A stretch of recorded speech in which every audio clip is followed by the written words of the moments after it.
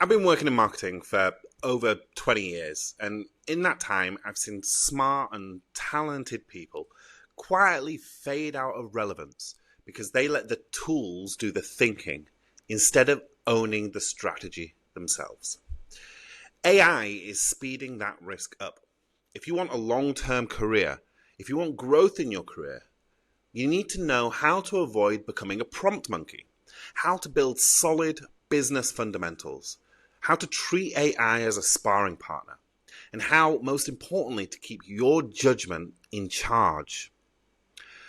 And the first sign that you might be slipping, it's something you've probably already seen in action.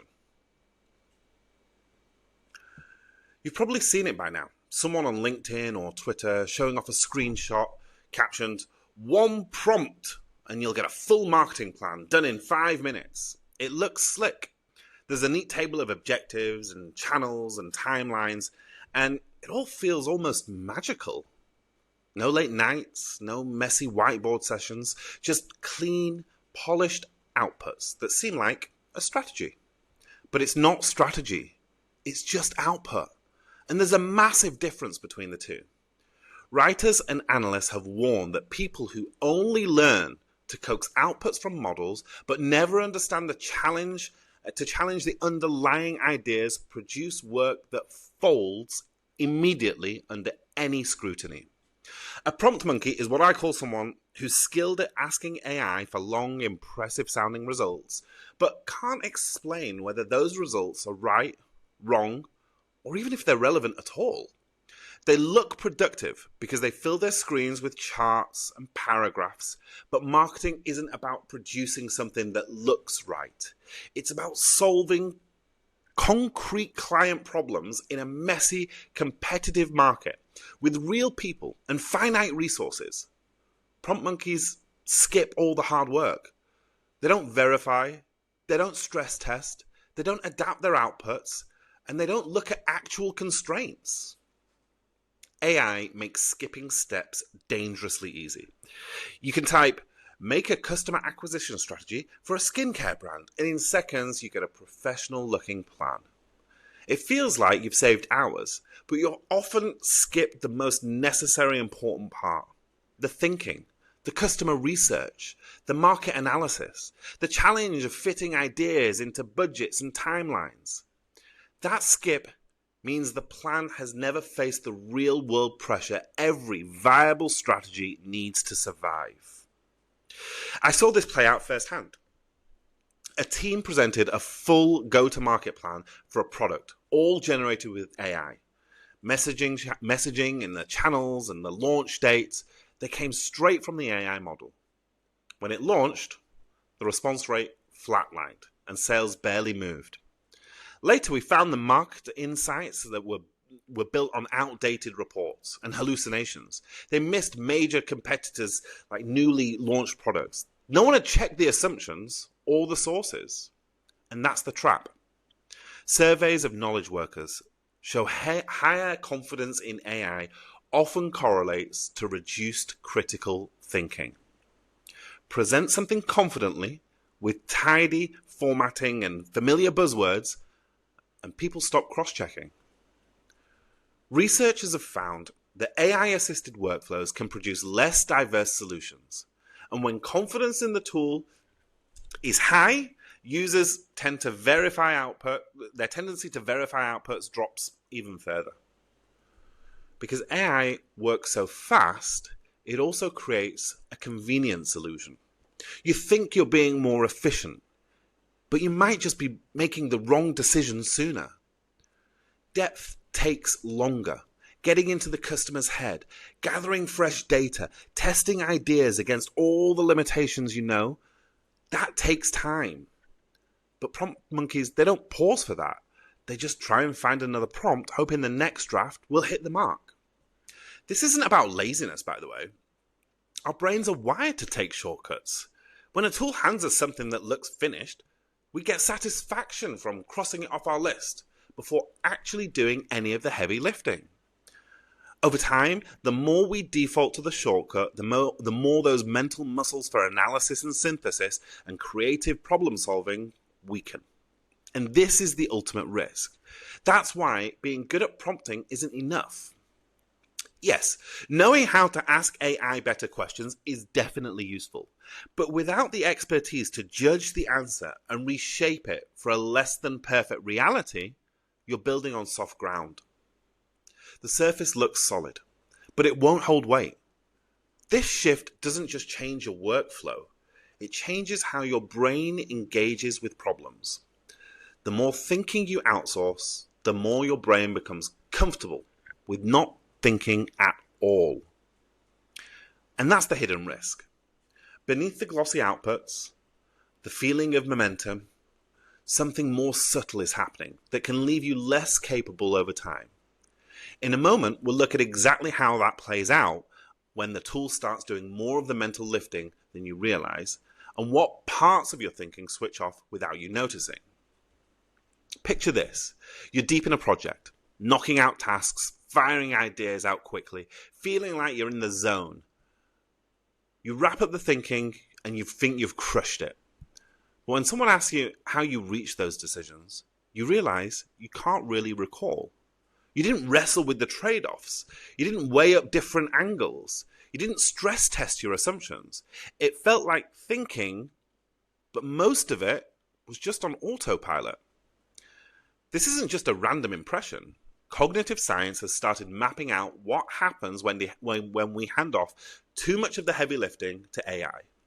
A recent MIT Media Labs experiment, which had 54 participants on an EEG scan, reported low neural engagement in people using ChatGPT compared to those using standard research or working completely unaided, showing less brain activation, and that which is tied directly to creativity, which is also tied to their long-term memory, which is also tied to their semantic processing. This study is an early blueprint of a small sample, but it's worth noticing because this is a sign of things to come. Complementing that, survey evidence from 319 knowledge workers found that higher confidence in generative AI correlated with self-reported reductions in critical thinking effort. What happens in practice is subtle. The AI starts framing the problem. You skip that mental scaffolding for yourself. You're filling in the puzzle the AI gives you instead of deciding what the puzzle should even be. The moments that require deep mental engagement quietly disappear from your process. You're still busy producing, but those crucial thinking skills aren't being exercised. It's like an e-bike uphill. Faster now, weaker legs later. With your brain, if you never strain through the messy, uncomfortable parts of problem solving, your ability to do that on your own erodes. At first, you might give AI the easy parts, drafting a paragraph or cleaning up a slide, but it can soon creep in. Then it's like defining problems and deciding what's relevant and setting direction. And because its framing becomes the default, the way it defines good quietly becomes your definition too. That's when you stop building your own mental models of a market. Over time, strategy becomes just filling in the blanks that somebody else drew. But real strategy is about figuring out which blanks matter in the first place. If you haven't engaged in that early step, you're unprepared when reality shifts, when customer behaviors change, when competitors take a surprising turn. You won't know how to reframe from scratch, not because you can't write another prompt, but because your thinking has been boxed in by the patterns you've been fed. The risk here isn't only laziness, it's dependency. It can make you dependent on the tool's structures, its assumptions, and its worldview. And the evidence so far is that there's correlation between these patterns. They show up, but they don't prove causation. That's still reason enough to question how you're working. One practical way to keep your brain switched on. After AI produces a plan, spend 5 minutes writing down the top 3 assumptions it's making, and then go verify them. Those small pauses disrupt autopilot and rebuild the habit of testing ideas instead of accepting them on face value. This shift in posture matters. If AI is in the driver's seat, then you're just a passenger. If it's your co-pilot, you're still steering, using it to challenge your own thinking, not replace it. Because the moment your work leaves the neat confines of an AI-generated document and meets the chaos of real conditions, any gap in your own reasoning will show real fast. And that brings us to a tough question. If these polished AI plans look perfect on screen, why do so many crumble as soon as you try to run them? What causes these AIs to build strategies to fail isn't just one flaw. It's structural weakness baked into how the outputs are made. They're assembled from patterns, fragments the model has seen before and stitched into something that looks new. This is sometimes called mechanized convergence. Models combine familiar patterns and nudge many users towards similar, middle-of-the-road solutions. The result is less diversity of ideas and a higher chance of shared blind spots. Markets aren't just static patterns. They're moving, unpredictable systems. AI doesn't know about the last-minute regulatory changes in your industry's lobby group.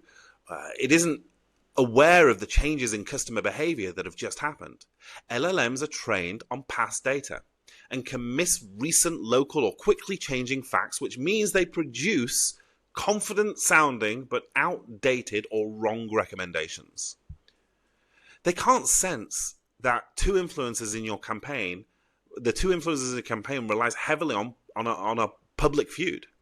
They won't predict a competitor slashing prices because of overstock. When those bumps appear, even the cleanest plan strain under real-world pressure. Like Mike Tyson says, everyone's got a plan until you're punched in the face. And because mechanized convergence pulls many users towards similar thinking, you often end up with strategies that look distinct but are actually very close cousins.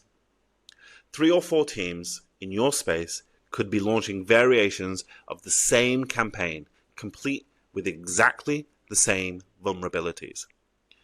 When a sudden shift hits, new customer behavior, regulatory changes, or a tech platform update, everyone in that sameness cluster, they all take the impact.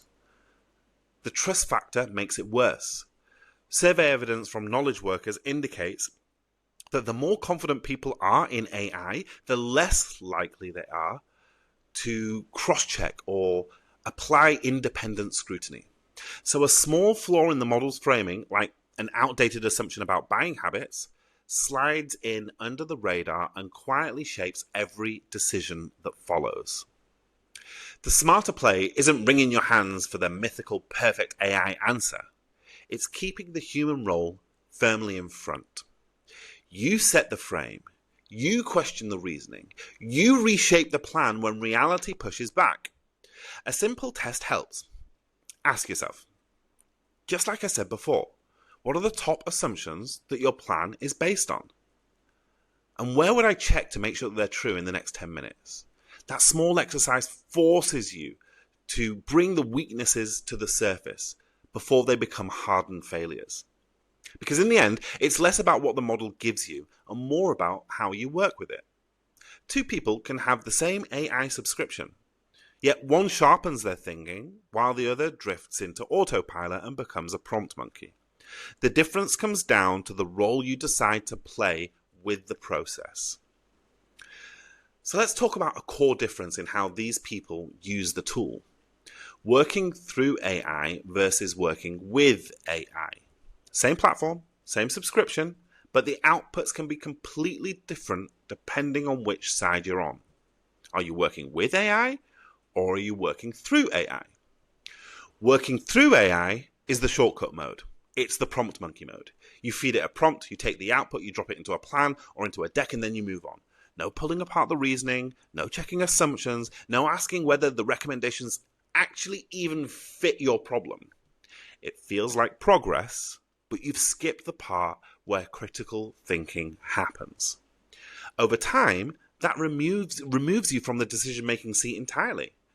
You're just passing along whatever the machine gave you. You're making yourself infinitely replaceable. That's where skill erosion starts. When you stop building connections between ideas, you also stop strengthening the mental map you need to solve complex problems. And once you let those thinking muscles atrophy, they're hard to rebuild. It's really tough to rebuild those muscles again. Whereas working with AI is totally different. In research terms, it's called stewardship or human in the loop. That means you actively verify, edit, and guide outputs instead of treating them as finished answers. You throw ideas at the model to see what comes back, then push back, adding missing context or reframing the problem to test its limits. The point isn't to have AI do the thinking for you. It's to have it sharpen your own thinking. Here's a simple micro routine that fits this approach. Use AI to draft hypotheses. Then spend 3 minutes going through each of the hypotheses and seeing if the external sources actually verify the data within the hypotheses. Then edit the draft and reflect what you found. Studies and design research recommend exactly these kinds of verifications: response integration and task stewardship. By doing that, you preserve your own critical thinking. Even in making this script, I used AI briefly, not to write the script for me, but to test alternative framings, to catch gaps that I may have missed. The arguments, structure, the voice, they're all me. AI just helped me pressure test the underlying ideas and the underlying assumptions. The real payoff is that when you steward the process, you mix human context with machine patterns and efficiency. That combination produces outputs that are not only more accurate, but also more varied. You preserve your own strategic perspective while gaining efficiency from the tool. You get all of the benefits of AI without being an AI monkey. You get all of the benefits of AI without just repeating the same campaigns that everyone else is repeating. And that keeps you in control. But to do it well, you need a foundational skill that AI can't replicate. Because without those foundational skills, there's nothing for the tool to sharpen. So the next step is to get clear on what those irreplaceable skills are and why they're the real key to staying valuable in an AI economy. You see, there's a set of abilities that no matter how advanced AI gets, still sit firmly in human hands. These aren't about typing the right prompts. They're about how you interpret, challenge, and act on what comes back from those prompts. Research from Think with Google points to 5 particular human skills that you need to develop: empathy, candor, curiosity, collaboration, and adaptability. AI struggles to replicate genuine empathy, lived human customer experience, and the accountability because its outputs are stitched together from patterns. They're not rooted in real-world judgment. Take empathy. AI can flag churn in your subscription inbox signups and suggest a retention campaign in seconds.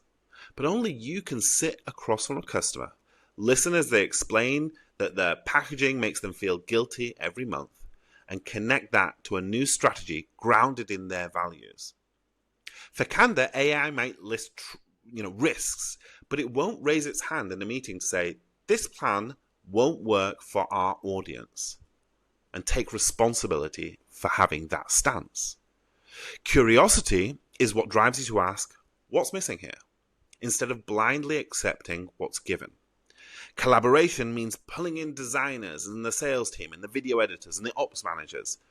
Not just in theory, but in a real, messy, scheduled negotiation.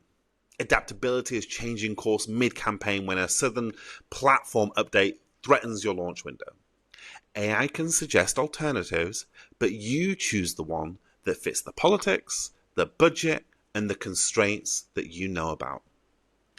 Underpinning all of this are core marketing and business skills. Understanding consumer behavior, brand positioning, channel economics. If you don't know how to run a focus group, how can you call yourself a marketer? These act as the frame in which AI's ideas either make sense or fall apart. Without that frame, AI produces a lot of content, but no compass. You verify its recommendations against your lived understanding of the market and your audience. Research suggests moderate, reflective use of AI paired with active human verification can boost both learning and productivity. But unchecked reliance risks dulling the very critical thinking habit that has made you valuable to this day. If you want career insurance, there are 3 human capabilities worth prioritizing. First, basic financial literacy. Reading a P&L and understanding how money actually flows through your business. If you can't understand how the money comes in and goes out, you are totally replaceable. Second, qualitative customer research. Having real conversations, interviewing, focus group, and synthesizing the insights that never surfaced in the analytics. Third, critical evaluation. Verifying sources, testing assumptions, and spotting when an output's logic doesn't hold under real-world conditions. These skills feed directly into your ability to shape AI outputs into a workable strategy. Generative AI can relieve you of some of the manual collection and formatting, the work of synthesis, judgment, and integrating messy on-the-ground context. That stays totally human. That's what keeps your strategies resilient when the markets shift. And while fluency with AI tools matters, pairing it with grounded business literacy is what turns those tools into an amplifier rather than a crutch. If you keep strengthening the skills AI can't replace, the technology works for you, not the other way around, because that's where a lot of people are heading. At the moment, you are working for the AI. The real question is whether you're using the tool to sharpen your thinking or letting it take over your thinking entirely. That choice will quietly determine how much of your value stays yours in the years ahead and whether you actually have a career at all. The marketers who will last aren't the ones with the flashiest prompts. They're the ones who keep thinking for themselves when it's faster to let the tool do the deciding for them. Before you ship any AI outputs, run this 3-step check. Number 1, list the key assumptions and check them. Number 2, verify high-risk facts and data points. And number 3, add one insight only a human could have. Then sign it off. Call it the Assume-Check-Humanization routine.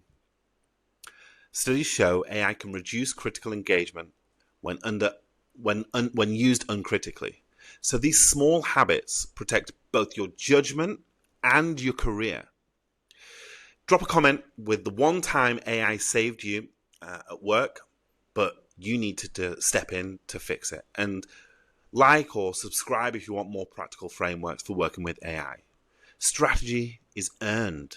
It's not downloaded.